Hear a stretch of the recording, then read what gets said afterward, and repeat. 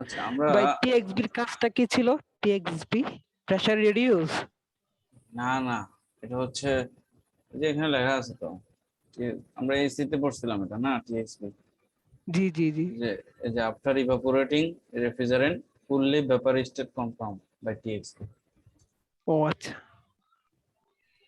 আচ্ছা আমরা এখানে এক নাম্বার যে ম্যাথটা আছে এটা আমাদের একটু প্রবলেম হয়েছিল, এটা আমাদের নেগেটিভ একটা ভ্যালু আসছিল, রাইট? আমাদের আনসারটা কিন্তু ঠিক আছে, কিন্তু আমাদের কি প্রবলেম হয়েছিল সেটা আমরা এই ম্যাথটা করব আর আরেকবার দেখব।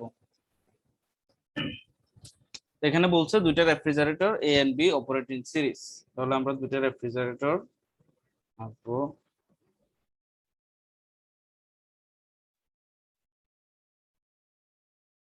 রেকর্ডটা চালু করছিলাম না? জি ভাই চালু করছি।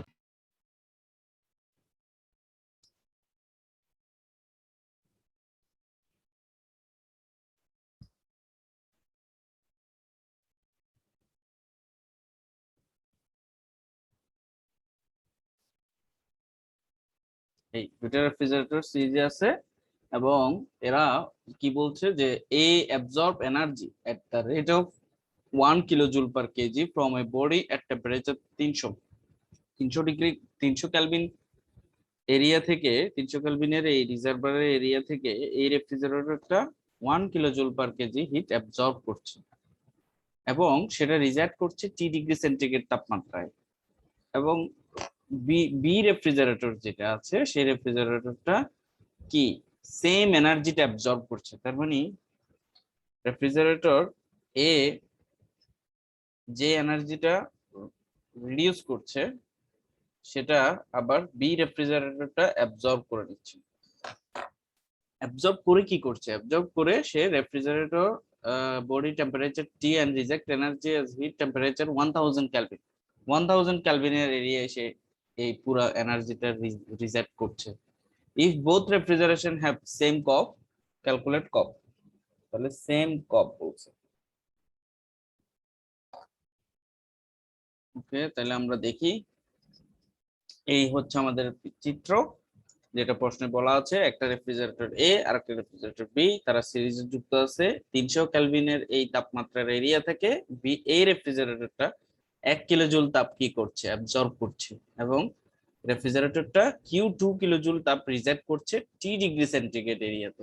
আবার এই টি ডিগ্রিটা থেকেই আমার বি রেফ্রিজারেটরটা সেম এনার্জি অ্যাবজর্ব করে নিচ্ছে এবং 1000 কেলভিন এরিয়াতে এই হিটটা রিজেক্ট করছে সে। আচ্ছা, যেহেতু আমাদেরকে একটা কন্ডিশন দিয়েই দিছে, এই সমস্ত ম্যাথগুলোতে অবশ্যই কন্ডিশন দেওয়া থাকবে। সেম কপ বলছে, তাহলে আমরা এই রেফ্রিজারেটরের কপটা বের করে ফেলি। কপ অফ এ ইকুয়াল কি হবে? মিনিমাম টেম্পারেচার 300 আর এখানে higher temperature T by 300 minus 300 একটা সমীকরণ। কপ অফ বি হচ্ছে এখানে মিনিমাম টেম্পারেচার হচ্ছে টি আর হায়ার টেম্পারেচার হচ্ছে 1000 মাইনাস টি। ওকে, রেফ্রিজারেটিং ইফেক্ট।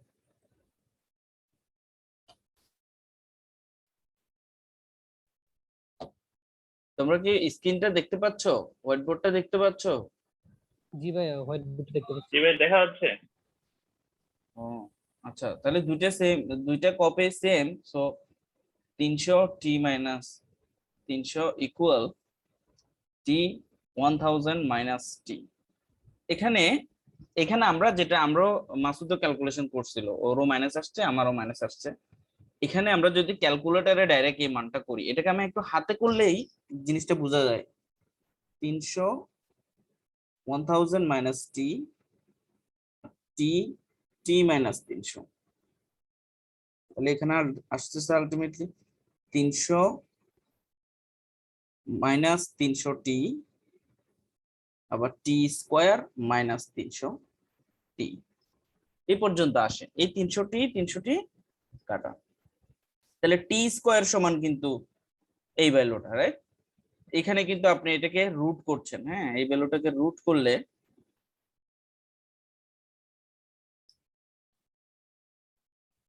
এই ভ্যালুটাকে রুট করলে এর কিন্তু প্লাস মাইনাস ভ্যালু আসবে, রাইট? সেটাই আসছে কত? 547 দশমিক সামথিং আসে। এই যে প্লাস মাইনাসের যে ভ্যালুটা ক্যালকুলেটর আমাকে এই মাইনাস ভ্যালুটা শো করছিল, হ্যাঁ, যার কারণে আমরা কনফিউজড হয়ে গেছিলাম ম্যাথে। আনসার এটা, প্লাস এটা। ঠিক আছে, বুঝছেন? ভাই আমরা তো পরীক্ষার সময় করার সময় ক্যালকুলেটর করব, মাইনাস আনলে তো মাথা গরম হয়ে যাবে। হ্যাঁ, সেটাই তো আমাদেরকে একটা শিক্ষা দিল ক্যালকুলেটরে, তাই না? এটা এটা আমিও আজকে অনেকক্ষণ ধরে এই ম্যাথে আমার সময় গেছে, পুরো সকালটাই মনে করেন এই ম্যাথটা নিয়ে আমি উল্টা পাল্টা করতেছি খালি। আমিও কিন্তু ক্যালকুলেশনটা করে দেখতেছি না একবারও হাতে, আমিও ক্যালকুলেটরেই মারতেছি বারবার। ঠিক আছে, পরে এটা ক্যালকুলেশন করে দেখলাম এটা টি স্কোয়ার এর ভ্যালু আসে, সো এটা প্লাস মাইনাস ভ্যালু, মাইনাসটা দেখাচ্ছে ক্যালকুলেটর। ওকে, তাহলে আজকে ভাই আমাদের একটা লেকচার। কোয়েশ্চেন ছিল। হ্যাঁ, নাই, ব্যাস চন্দন বলছি। চন্দন, চন্দন, হ্যাঁ বলো। ভাই কালকে যে ব্যাপার কম্প্রেশন রেফ্রিজারেশন সাইকেলের যে টিএসডি এক্সাম দেখাইছিলেন, হ্যাঁ, হ্যাঁ, ওখানে মানে আমাদের মেকা ড্রাইভের যে চিত্রটা আছে ওটা তো ভুল। হ্যাঁ, এই চিত্রটা হবে মেকা ড্রাইভের চিত্রটা, আজকে ক্লিয়ার হয়ে যাবে আপনার। হ্যাঁ, আজকে আমরা কার্নোট রেফ্রিজারেশন সিস্টেমটা দেখলে আপনি তখন বুঝতে পারবেন যে মেকা ড্রাইভে যেটা দেওয়া আছে ওটা কি কার্নোটেরটা দেওয়া না ব্যাপার কম্প্রেশন সিস্টেমেরটা দেওয়া, বুঝতে পারবেন আপনি। এখন ভাইয়া আমি আর একটা বইতে আরেক রকম দেখছি, এখন ওটা আমি আপনাকে কিভাবে দেখাবো? আচ্ছা, মেসেঞ্জারে পাঠায়েন। আচ্ছা ঠিক আছে ভাই, এখন এখন পাঠাই দিব। হ্যাঁ, হ্যাঁ, এখনই পাঠান, সমস্যা নেই। ঠিক আছে, তাহলে আমাদের আমাদের আজকের লেকচার হচ্ছে, আজকের লেকচারটা জি ভাই খুবই আমি ছোট। পাঠাইছি।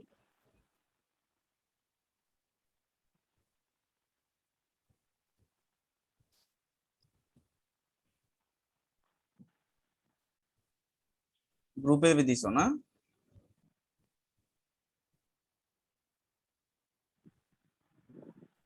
জি ভাই গ্রুপে দিছে। ডাউনলোডিং দেখাচ্ছে কেন? লোড হচ্ছে, আচ্ছা, আচ্ছা।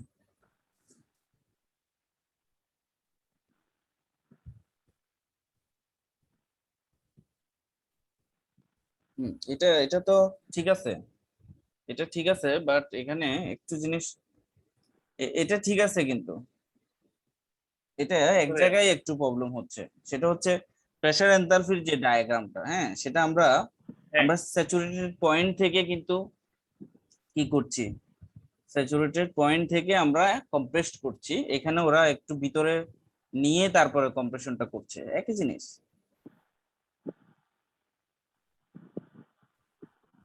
আচ্ছা, আমি এখানে আপনাকে, ভাইয়া যে বাঁকা বাঁকা দুইটা লাইন দিছে ওটাই কি আমাদের ওই স্টিম ডোমটা? হ্যাঁ, হ্যাঁ, হ্যাঁ, হ্যাঁ, এই তো গুড। এটা স্টিম ডোমটা, এটা স্টিম ডোম বলতে ব্যাপার ডোম আর কি, যেটা রেফ্রিজারেন্টের। হ্যাঁ হ্যাঁ হ্যাঁ আমাদের ডায়াগ্রামটা কেমন ছিল, পিএইচ, আমরা এখান থেকে শুরু করছিলাম, রাইট? জি ভাই 1 2 3 4 এভাবে শুরু করছিলাম আমরা। দেখেন, আমি আপনাকে একটা কথা বলি, সেটা হচ্ছে আপনি কিন্তু ডায়াগ্রাম গুলা বিভিন্ন রেসপেক্টে বিভিন্ন জিনিস কনসিডার করে আপনি এই ডায়াগ্রাম গুলোকে একটু চেঞ্জ করতেই পারেন। যেমন আপনি আমার একটা ভুল ধরতেই পারেন যে এই ডায়াগ্রামটা আপনি এভাবে স্ট্যাট কেন দিচ্ছেন, এটা স্ট্যাট দিলে তো এটা অন্য কিছু মিন করছে। হ্যাঁ, আপনি ভুল ধরতেই পারেন, তো এটা অনেক জায়গায় কিন্তু এইভাবে দেওয়া, একটু বাঁকা করে দেওয়া, ভিতরেরটা ভাই দেওয়া, মানে এভাবে দেওয়া অথবা এভাবে দেওয়া, এভাবেও দেওয়া থাকে, এভাবেও দেওয়া থাকে, এটা কোনো ব্যাপারই না, এটা কোনো সমস্যাই না। আপনি এভাবে সেন্সিটিভলি ব্যাপারগুলো যদি চিন্তা করতে যান তাহলে এখানে আপনাকে প্রত্যেকটা প্রসেসের সিঙ্গেল সিঙ্গেল ইউজটা কি হচ্ছে এই জিনিসটা নিয়ে একটু স্টাডি করতে হবে, যে এখানে কম্প্রেসর যেটা আছে এই কম্প্রেসরটা ব্যাপার কম্প্রেশন রেফ্রিজারেশন সিস্টেমে তার বৈশিষ্ট্যটা কি কি দেখাচ্ছে সে। হ্যাঁ, তারপরে এখানে কি ইউজ করছিলাম আমরা, কন্ডেন্সার, ওই কন্ডেন্সারটা, কন্ডেন্সার। হ্যাঁ, কন্ডেন্সারটা আমার কি করছে রেফ্রিজারেশন সিস্টেমে, কন্ডেন্সারটা পুরোপুরি কি হিটটা আসলেই সে কি এই স্যাচুরেটেড লেভেলে আনতে পারছে, নাকি আমার সে সুপার হিটেড লেভেল থেকে সে কি আদৌ স্যাচুরেটেড এই লেভেলটা পর্যন্ত সে হিট আনতে পারছে, এই সমস্ত জিনিস আপনি চিন্তা করতে পারেন। এবং প্রত্যেকটা ইনস্ট্রুমেন্ট এই আপনার এখানে যা যা মেকানিজম ইউজ হচ্ছে সবগুলা নিয়ে আপনি একটু পড়াশোনা করতে পারেন, তাইলেই হবে। তবে আপনারা এখনো মনে প্রশ্ন ক্লিয়ার না হইতে পারে যে আমি তাহলে কোনটা আঁকবো। আপনি যেটাই আঁকবেন সেটাই রাইট, তবে একদম ভুলটা আগিয়েন না, তাহলে কিন্তু রং হয়ে যাবে। ঠিক আছে, যেমন আমি ভুলটা বলতেছি কি এরকম, মনে করেন আপনাকে পিএইচ আঁকতে বললো, হ্যাঁ, ভুলটা আপনার কোথায় কাটা যাবে, একদম টোটালি আপনার ইয়েটা কেটে দিবে, কোথায় হবে। মনে করেন আপনাকে পিএইচ আঁকতে বলছে, আপনি পিএইচ আঁকলেন, আপনি টিএস এরটা এঁকে চলে আসছেন, এটা কিন্তু কোনটা, এটা কিন্তু টি আর টিএসটা টিএসটা, আপনি এটা পিএস বলে এটাই এঁকে দিয়ে চলে আসছেন, এটা তো তাহলে স্পষ্ট ভুল। তো আপনাকে এরকম কেটে দিবে, কিন্তু এই সমস্ত ছোটখাটো ব্যাপারগুলোর জন্য আপনার ডায়াগ্রাম কাটা যাবে না।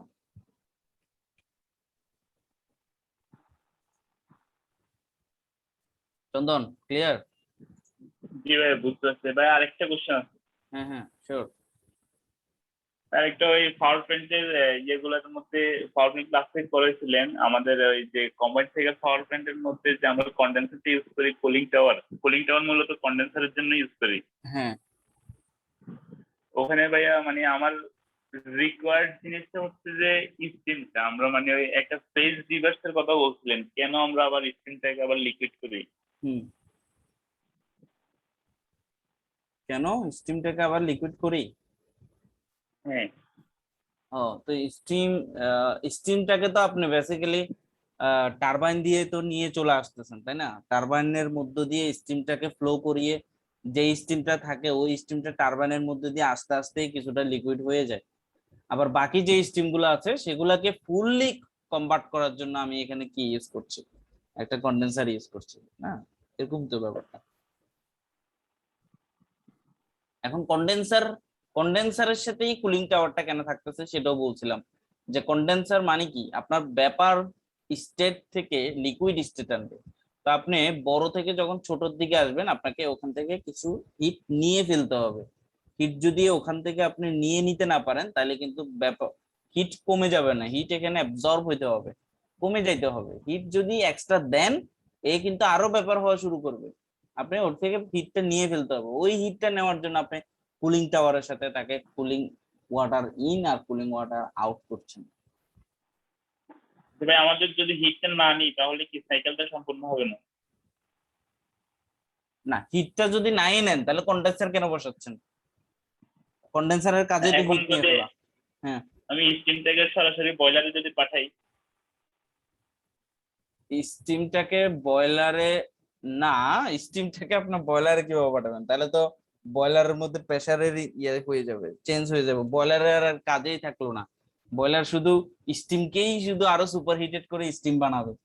সে তো তার কাজ কি, সে হচ্ছে লিকুইড দিবেন, আপনি ওয়াটার দিবেন, ওয়াটারের একটা টেম্পারেচার দিবেন। আপনি বয়লারে কখনোই ইনপুট হিসেবে ব্যাপার দেওয়া যায় না, আপনাকে লিকুইড দিতে হবে, লিকুইড।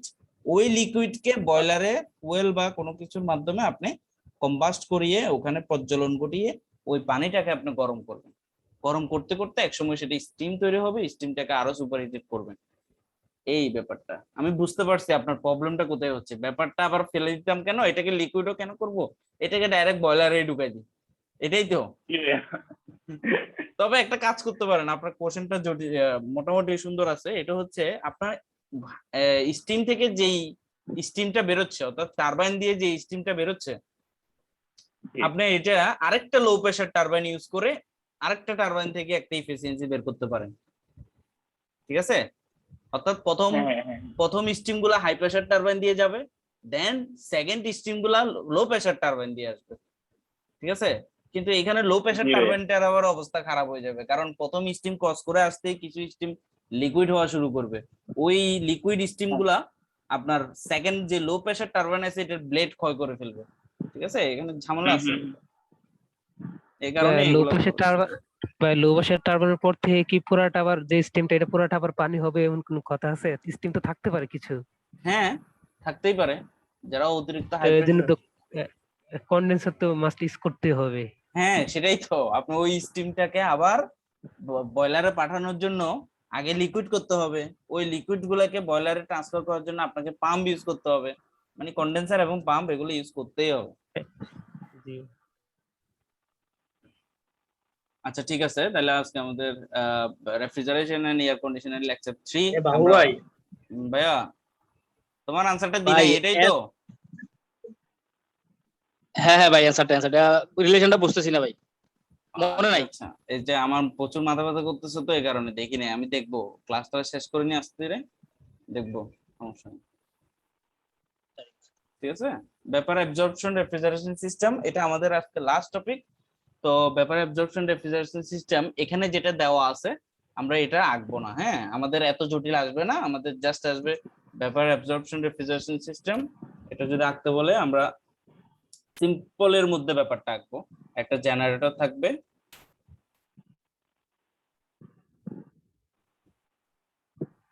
জেনারেটরের পর একটা কন্ডেন্সার থাকবে, কন্ডেন্সার থেকে এক্সপানশন ভালভ দিয়ে ইভাপোরেটরে আসবে, ইভাপোরেটর থেকে অ্যাবজর্বার,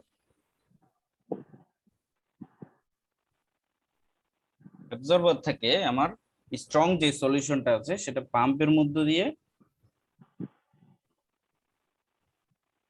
জেনারেটরে যাবে, এবং জেনারেটর থেকে উইক সলিউশন গুলো এক্সপানশন ভালভ দিয়ে অ্যাবজর্বারে চলে আসবে। এই হচ্ছে সিম্পল একটা ব্যাপার অ্যাবজর্পশন রেফ্রিজারেশন সিস্টেম। এখন আপনাকে আপনার পরীক্ষায় কিন্তু এগুলো বেশি জটিল করবে না, তারপরে আমি একটু বলে রাখি কোন জায়গায় একটু জটিল করতে পারে। এখানে দুইটা জিনিস অ্যাড করতে হয় এই জেনারেটরের সাথে, একটা হচ্ছে রেকটিফায়ার আর একটা হচ্ছে অ্যানালাইজার। এই রেকটিফায়ার এবং অ্যানালাইজার এই দুইটা জিনিস জেনারেটরের সাথে অ্যাড হয়, ঠিক আছে?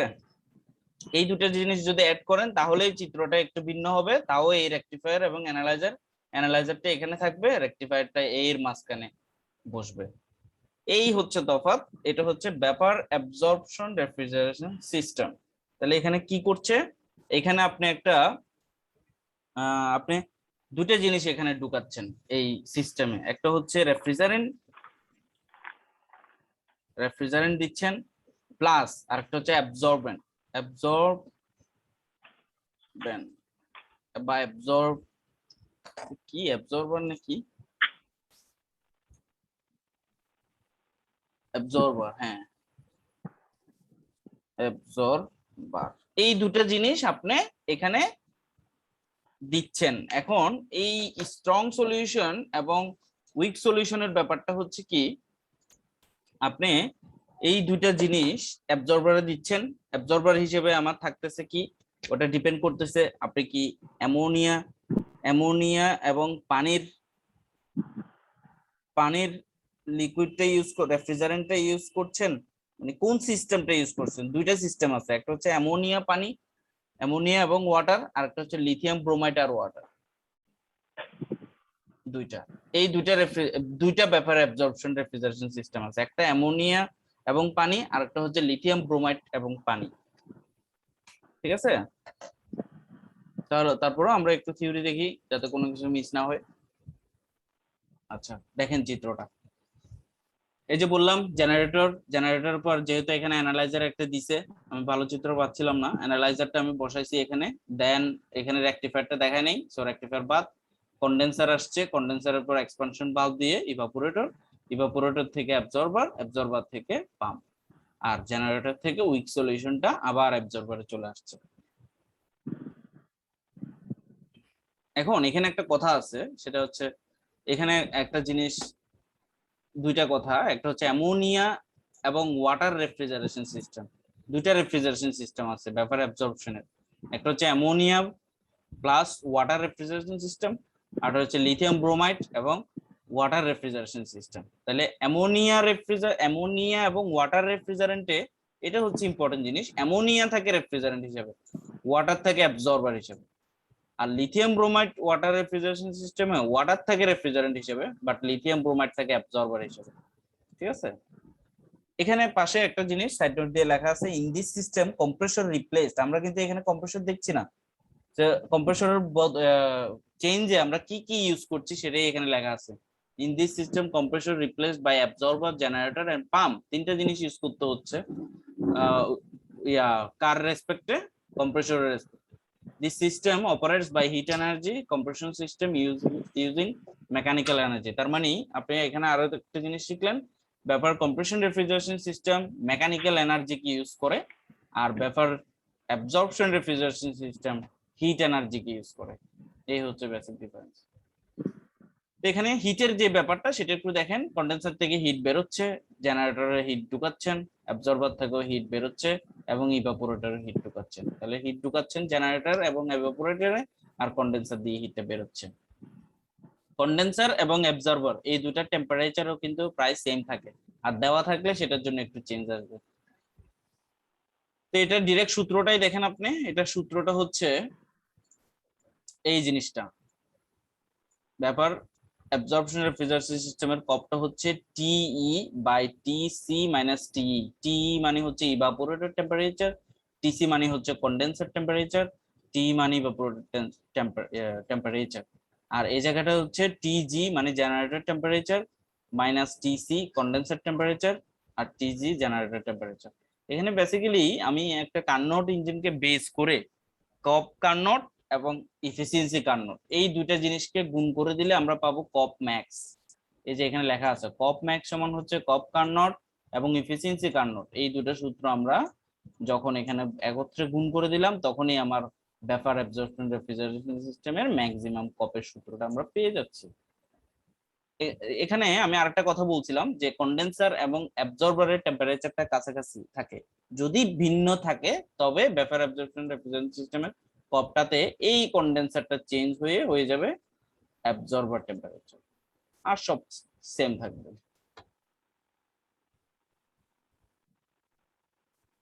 ওকে, এই পর্যন্ত গেল।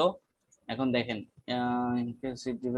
এখানে লিখে রাখছি আমি, in case the heat is discharged at different temperature in condenser and absorber, যদি ডিফারেন্ট টেম্পারেচারে কন্ডেন্সার এবং অ্যাবজর্বার দিয়ে হিট বের হয় তখনই আমরা এই সূত্রটা লিখব নিচেরটা।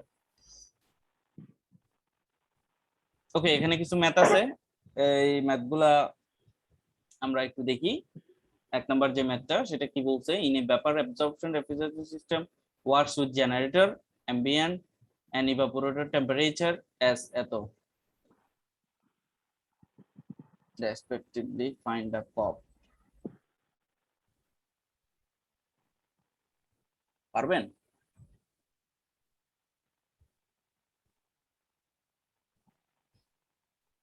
তাহলে কি কি দেওয়া আছে? জেনারেটরের টিজি 360 কেলভিন, অ্যাম্বিয়েন্ট বলতে কি বোঝাচ্ছে, কন্ডেন্সার বোঝাচ্ছে না? জি ভাই। তারপর ইভাপোরেটর টেম্পারেচার মানে টিই, এটা কত 260 কেলভিন। ঠিক আছে, এই মানগুলো দেওয়া আছে। তাহলে আমরা কপের কি লিখবো, ভেপার অ্যাবজর্পশন রেফ্রিজারেশন সিস্টেমের কপের সূত্রটা লিখবো। সূত্রটা একটু দেখি, টিই টিসি মাইনাস টিই ইনটু নিচে হবে এখানে টিজি আর টিজি মাইনাস টিসি, এই হচ্ছে COP of vapour absorption refrigeration system. এটা হচ্ছে সূত্র।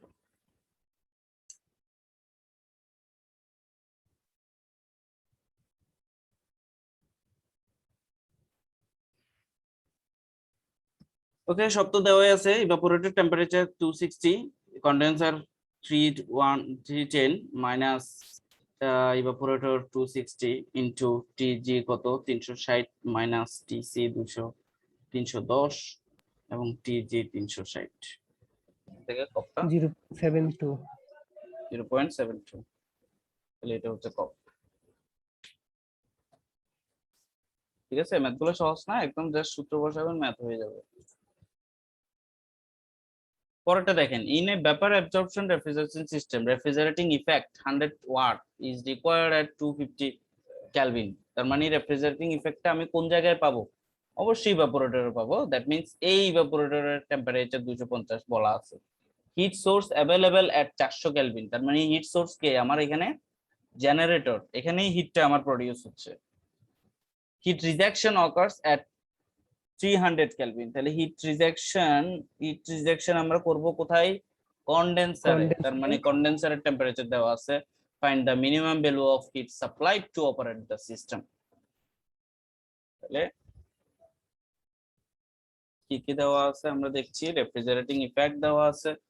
সো রেফ্রিজারেটিং ইফেক্ট আমরা বলতে পারি 100 ওয়াট, এবং রেফ্রিজারেটিং ইফেক্টের এই টেম্পারেচারটা হচ্ছে 250, তার মানে এটা evaporated temperature. Heat source available at 400 kelvin, তার মানে এটা টিজি 400 কেলভিন। রিজেকশন সোর্স তাহলে C 300 kelvin. Find the minimum value of heat supplied, minimum value of heat supply to operate the system. হ্যাঁ,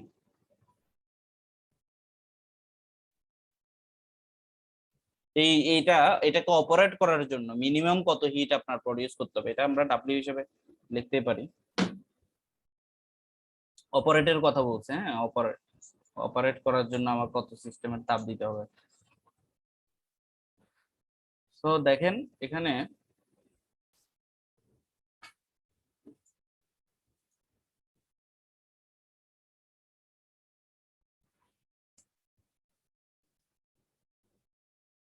তাহলে আমার যেহেতু ইভাপোরেটেড টেম্পারেচার, জেনারেটেড টেম্পারেচার এবং condenser temperature সব দেওয়া আছে, আমরা কপ বের করতে পারি কিনা। COP of vapour absorption refrigeration সিস্টেমের সূত্রটা কি ছিল, TE TC minus TE into TG minus TC by TG. এটা হচ্ছে আমার COP of vapour absorption refrigeration system. তাহলে এখান থেকে আমরা টি এর মান লিখলাম 250, টিসি এর মান লিখলাম 300 মাইনাস 250 ইনটু টিজির মান লিখলাম 400 মাইনাস টি কন্ডেন্সার টেম্পারেচার 300 আর টিজির মান 400 লিখলাম। কত আসছে?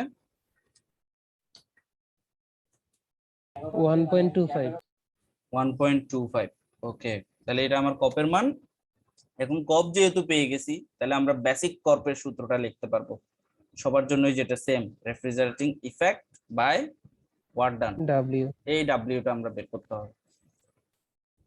তাহলে ডাব্লিউ সমান refrigerating effect by COP of vapour absorption refrigeration system.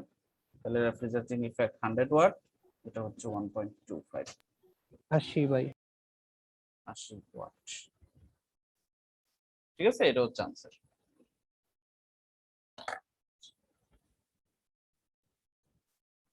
বুঝতেছেন? পরের ম্যাটটা দেখেন, in a refrigeration cycle the COP of heat pump, এই এখানে হেড পাম্প হয়ে গেছে, এটা হিট পাম্প হবে, is 5। The cycle under identical condition running as heat engine will have same efficiency. হ্যাঁ, মানে আপনার এই হিট পাম্পটা রেফ্রিজারেশন, একটা রেফ্রিজারেশন সাইকেল যেটার কপ অফ হিট পাম্প, মানে এটা হিট পাম্প হিসেবে কাজ করলে এটার কপ হয় 5। যদি এটা আমি হিট ইঞ্জিন হিসেবে চালাতে চাই তবে তার এফিসিয়েন্সি কত হবে, এটা হচ্ছে কোশ্চেন। এটা আপনারা অনেকেই পারবেন।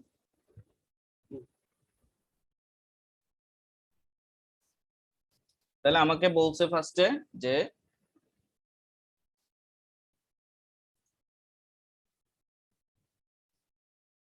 কপ অফ হিট পাম্প 5, তাহলে এটার ইফিসিয়েন্সি কত হবে যদি হিট ইঞ্জিন হিসেবে ইউজ হয়, এই হচ্ছে কোশ্চেন। তাহলে কপ অফ হিট পাম্প, এটা সূত্রটা আমরা কি জানি, Q2 মাইনাস Q1, রাইট? জি ভাইয়া। Q2 কেন আসছে?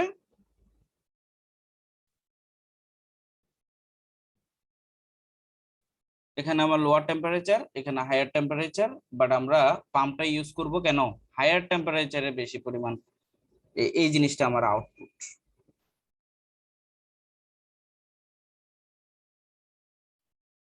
তাই না, এটাই বুঝাচ্ছিলাম আমরা যে এই কিউটা আমার রিকোয়ার্ড আউটপুট আর এই ডাব্লিউটা হচ্ছে আমার ইনপুট। তাহলে কপ হচ্ছে আউটপুট বাই ইনপুট। তাহলে এই কপের মান হচ্ছে 5, আর এখানে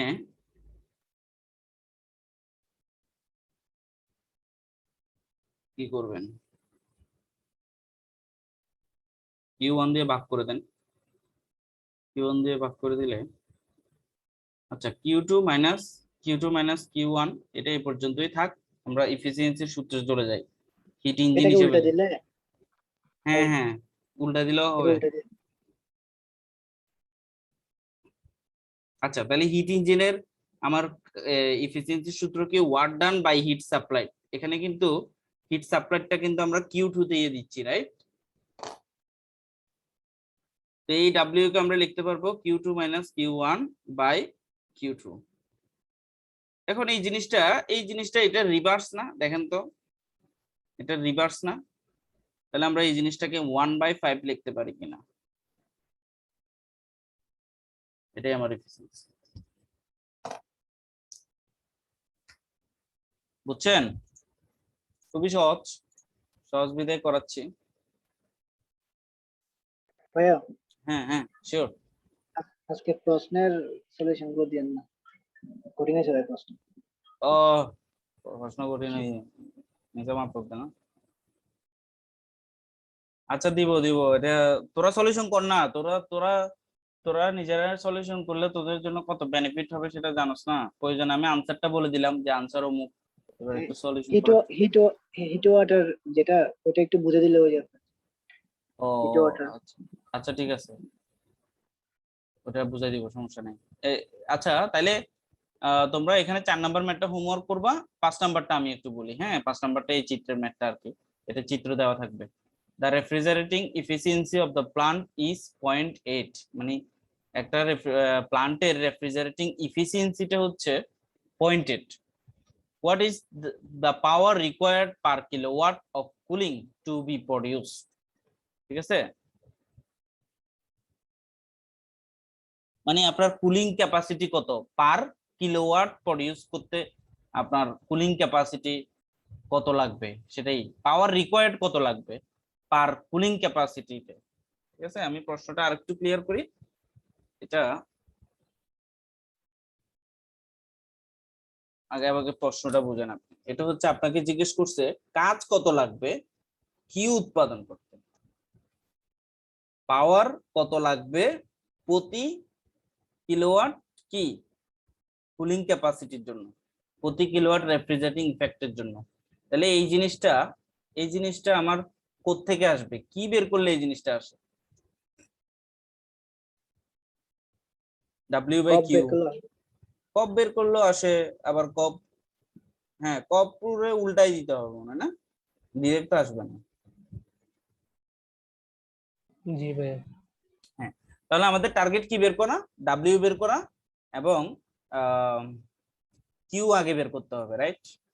তো কিউটা আমরা কিভাবে বের করবো, এই প্রশ্নে কি কি দেওয়া আছে আমরা একটু দেখি। তো আমাদের জন্য ডাব্লিউ এবং কিউ বের করা কোনো ব্যাপারই না, কারণ এখানে কি সবগুলোর এনথালপি দেওয়া আছে। আমরা ডায়াগ্রামটা আগে একটু আঁকি, পিএস ডায়াগ্রাম। পিএস হলে তো এটা এরকম হবে।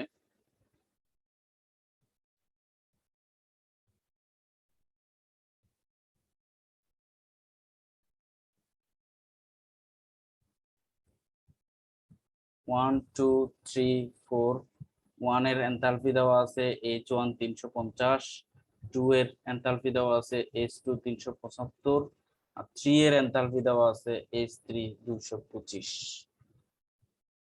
এই এনথালপির এককগুলো কিসে দেওয়া আছে, এটা তো দেওয়া নেই। কিলোজুল পার কেজি ধরে নেন, কিলোজুল পার কেজি।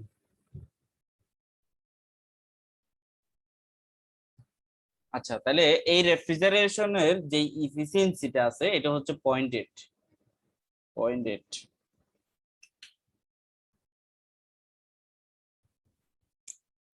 ওকে, তাহলে আগে আমরা রেফ্রিজারেটিং ইফেক্টটা বের করি। হ্যাঁ, কারণ এই রেফ্রিজারেটিং ইফেক্ট দিয়ে আমাদের মূল কাজটাকে ভাগ করতে হবে। তাহলে কাজ কোথায় পাবো, এই H2, এই যে এই জায়গায় কাজটা পাবো, এই জায়গায় আমার কাজটা দিতে হবে। তাহলে কাজ সমান আমরা কি লিখতে পারি, H2 মাইনাস H1, রাইট? যেহেতু এটা কম্প্রেসর, তাহলে এটার এনথালপি দেওয়া আছে 2 নম্বরে, আর 1 নম্বরের এনথালপি একটা থেকে একটা বিয়োগ করলে আমি কাজটা পেয়ে যাচ্ছি। তাহলে H2 কত 375, আর H1 হচ্ছে 350, তাহলে কত আসে 25 কিলোজুল পার কেজি। একটা কাজ চলে আসছে। এবার আসেন কুলিং ক্যাপাসিটি বা রেফ্রিজারেটিং ইফেক্ট কিউ। কিউ আমার কি, এই 1 থেকে 4 বিয়োগ করলে আমি কিউ পাবো না, দেখেন তো এটাই আমার ইভাপোরেটর না, তাহলে আমি H1 থেকে H4 বাদ দিলেই তো আমি কিউটা পাবো, তাহলে H1 মাইনাস H4। এবং এখানে আরেকটা ব্যাপার অ্যাড হবে, এই রেফ্রিজারেশনের ইফিসিয়েন্সি হচ্ছে 0.8, তাহলে এর কার্যক্ষমতাটা কত গুণ? 0.8 গুণ। তাহলে 350 মাইনাস H4 কত? এই যে H3 যা, H4 ও তা, সো 225 ইনটু 0.8। এখান ভাইয়া থেকে এফিসিয়েন্সিটা কম্প্রেসর ওয়ার্কের সাথে হবে না? না, এটা রেফ্রিজারেটিং এফিসিয়েন্সি বলছে। হ্যাঁ, রেফ্রিজারেটিং এফিসিয়েন্সি মানে রেফ্রিজারেশনটা এতটুকু এফিশিয়েন্ট। 100, তাহলে এখানে আমি পেলাম কত? 100 কিলোজুল পার কেজি।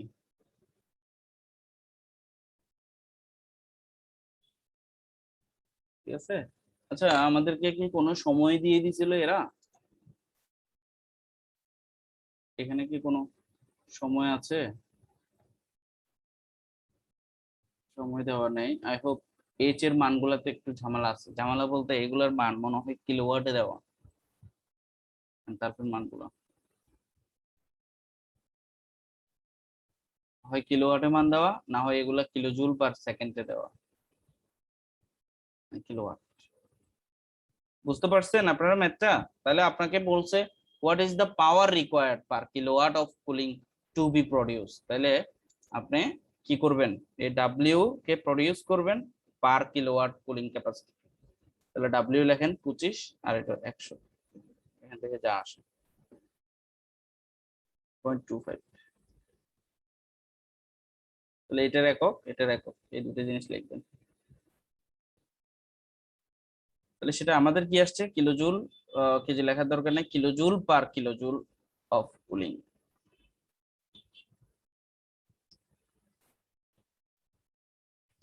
বুঝছেন দীপ্ত? রেফ্রিজারেশনটা 0.8%, মানে 80% ইফিশিয়েন্ট। তাহলে আমি এই জায়গাটা H1 মাইনাস H4 টা আমার রেফ্রিজারেশন ইফেক্ট না? হ্যাঁ, এই জায়গায় তো আমরা 0.8 টা গুণ করব। যদি কম্প্রেসরের এফিসিয়েন্সি বলতো তাহলে আপনি এই ডাব্লিউ এর এখানে গুণ করতেন। আপনার কথা ঠিক আছে, যদি কম্প্রেসরের এফিসিয়েন্সি বলতো তাহলে ডাব্লিউ এর এখানে গুণ করতেন। দীপ্ত ঠিক আছে? হ্যাঁ, ওকে। 4 নাম্বারটা তাহলে হোমওয়ার্ক রইলো। এরপর আর কিছু নেই আজকে, মোটামুটি ম্যাথে আর কিছু নাই। এই দুইটা রেফ্রিজারেশন সিস্টেম আমি আপনাদের জন্য নিয়ে আসছি, এগুলা জাস্ট এমনি পড়ে যাবেন, এগুলা জিন্দেগিতে আসার সম্ভাবনা নাই, একটু জেনে যান, সমস্যা নাই। এই রেফ্রিজারেশন সিস্টেমে আপনি এয়ার ইউজ করতে পারবেন রেফ্রিজারেন্ট হিসেবে। সেটা কিরকম দেখেন, many gases can put into a liquid state at normal atmospheric pressure by simple cooling. A fuel such as carbon dioxide. Carbon dioxide কি ইউজ করছে? Used gas liquefaction. এটা কেন ইউজ হয় এই সিস্টেমটা? Gas liquefaction